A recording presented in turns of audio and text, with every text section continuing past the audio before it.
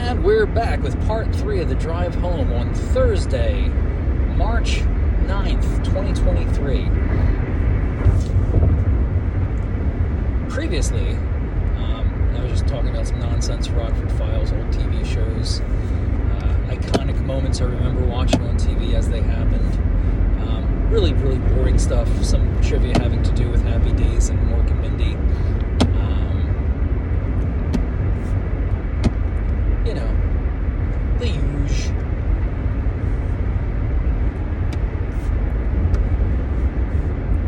I'm on my way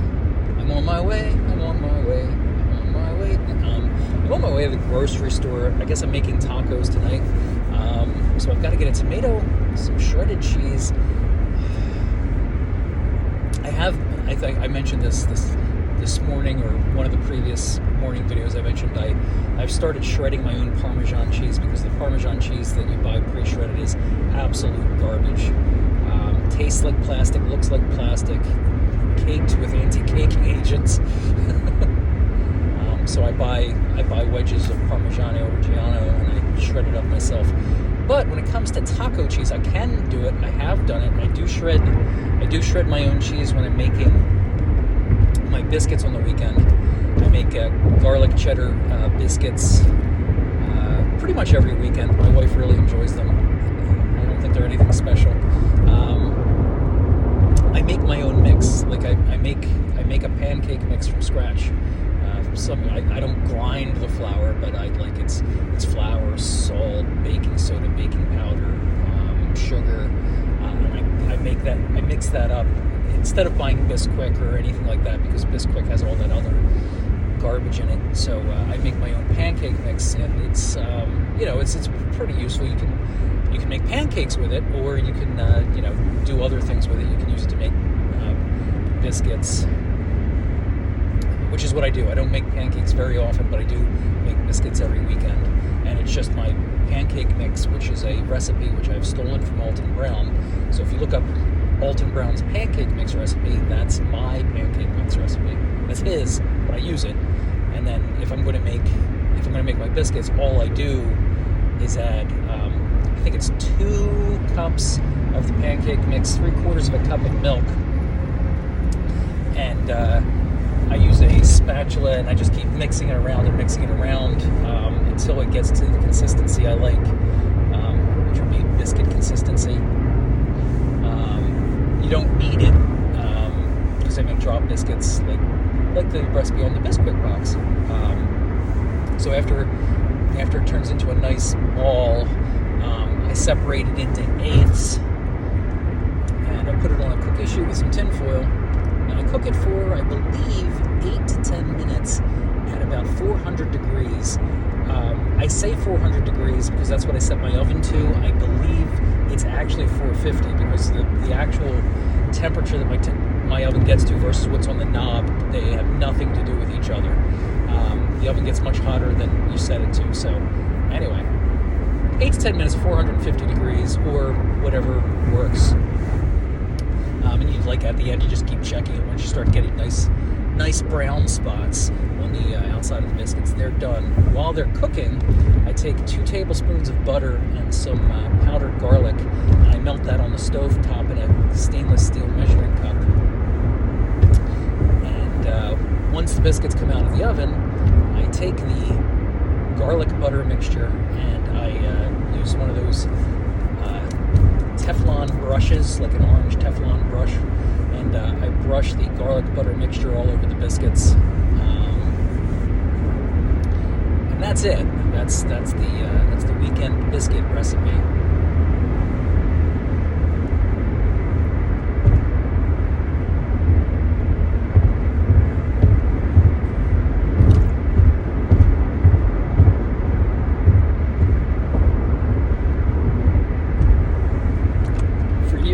I've said this before, but it was a while ago, so you probably won't even remember.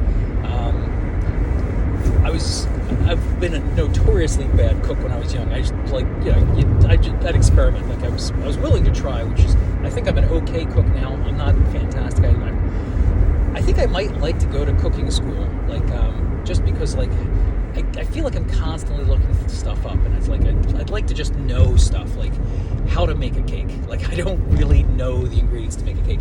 I barely remember the ingredients for my biscuits that I just said to you. Like, I have a cheat sheet for everything because I'm always nervous I'm going to do it wrong. You really can't screw it up. It's 2 ingredients. It's the mix I've already made, and then it's milk. The one thing I thought to do though is like, I was always looking up the pancake mix recipe. So when I needed to make a new batch, I would always like have to look for it online, and I finally realized, hey, instead of being a dumbass, since I'm putting it in a canister, I took a piece of masking tape and I wrote the ingredients, like 6 cups of flour, this much salt, this much sugar, this much baking soda, this much baking powder. Listed all the ingredients right on the piece of masking tape, and I attached that to the top of the canister. So when I'm out, what goes back in it is like written right on the top, and I don't have to go Googling it or go looking for a recipe card. The recipe, like, I'm always going to have it on hand because it's pancake mix, it's biscuit mix, it's everything. So it's a really handy thing to do if you've got a mix that you make and it's got more than 2 ingredients and you're afraid you're going to forget them. Like, is it a teaspoon of this? 2 tablespoons?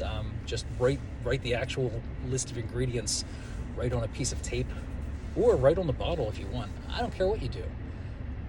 I don't care. Do whatever you want.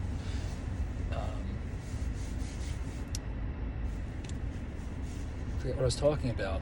But anyway, that's I do that now. So whenever I'm low on that pancake mix, I can just read the lid and just make a new batch.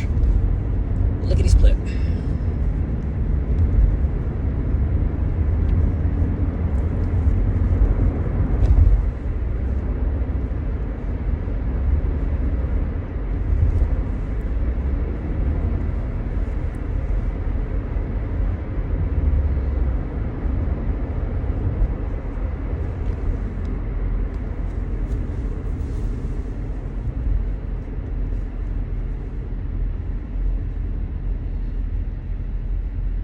I saw a Facebook Marketplace listing that I really wanted to take advantage of today.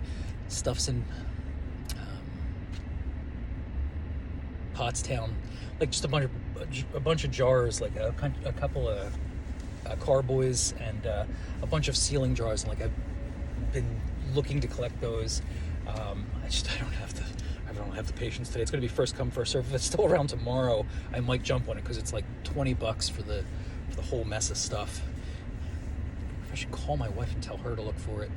Maybe she could jut over there. She works in that area.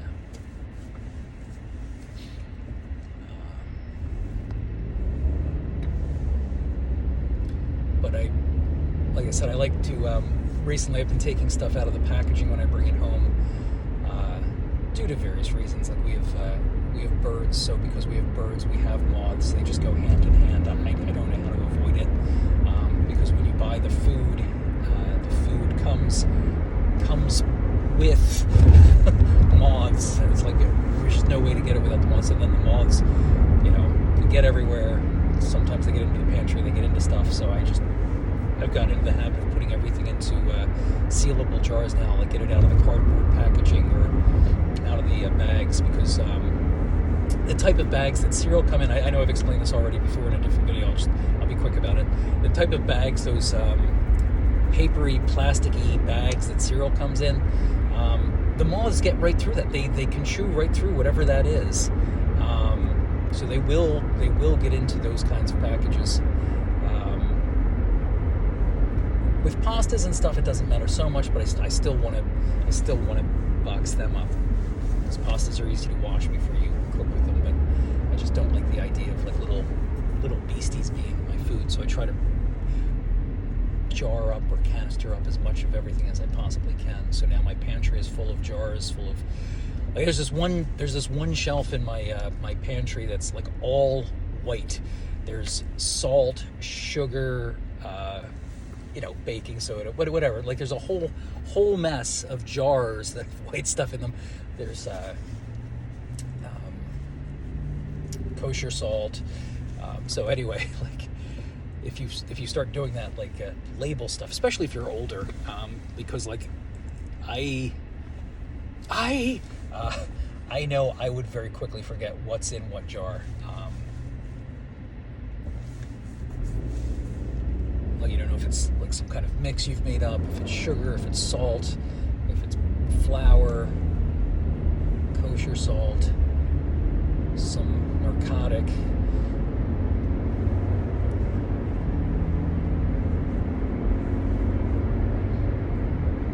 Borax. Borax looks the same too, so I generally don't keep borax in the pantry, though I keep that in the basement.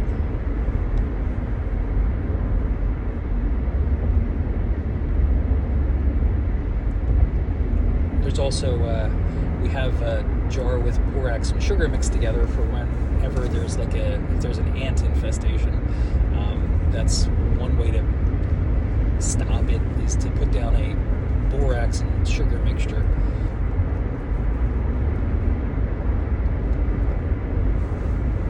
And you don't want to be eating that. I don't want to be eating that. So be careful. Label your jars.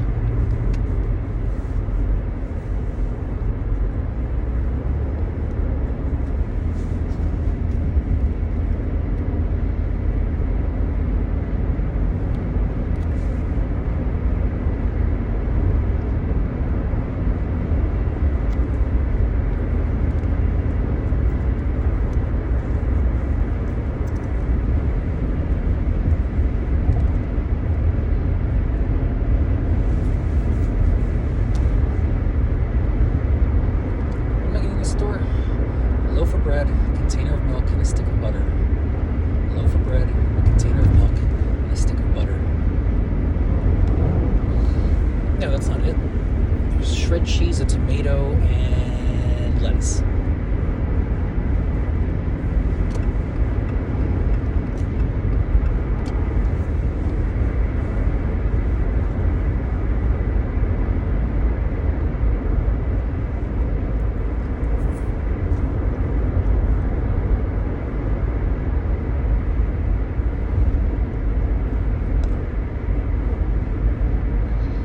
So I would normally be home by now. I think. Or very, very close to home. Would have. Yeah, I would have been home by now normally.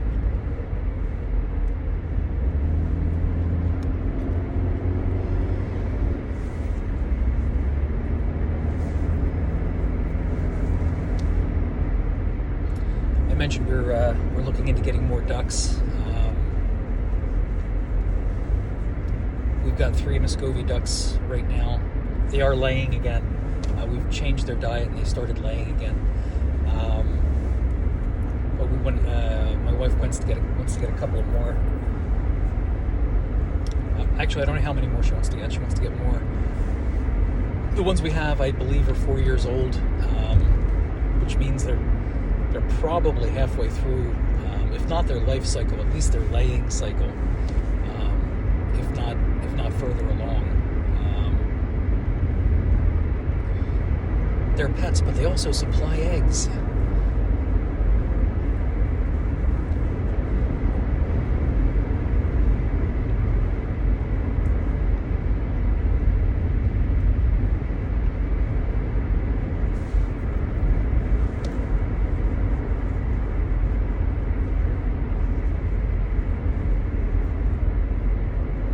Muscovies are nice because they're quiet. They have very, very quiet voices. They do make noise, but nothing ridiculous. Nothing like a rooster or a regular duck. No really audible quack. Just very quiet noises.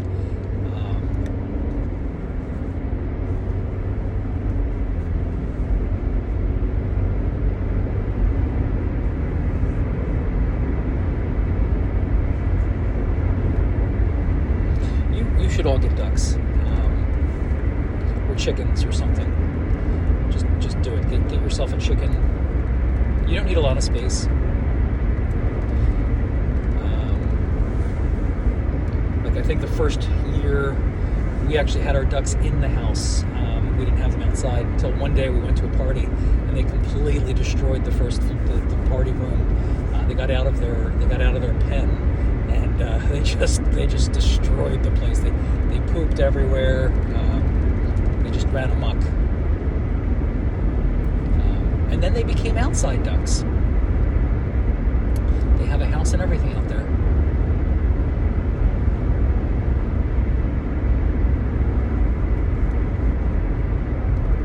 If you go to my, I think it's my other YouTube channel. If you go to my other YouTube channel, I think there's a video called 1 Minute of Ducks, and there's a minute of my ducks.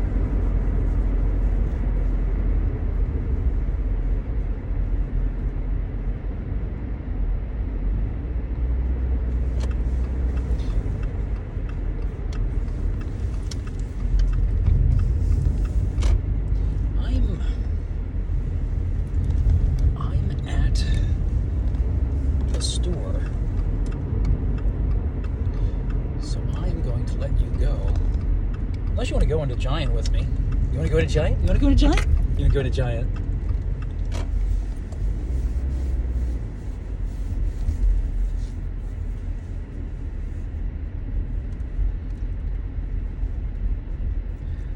I'm gonna put my shoes back on.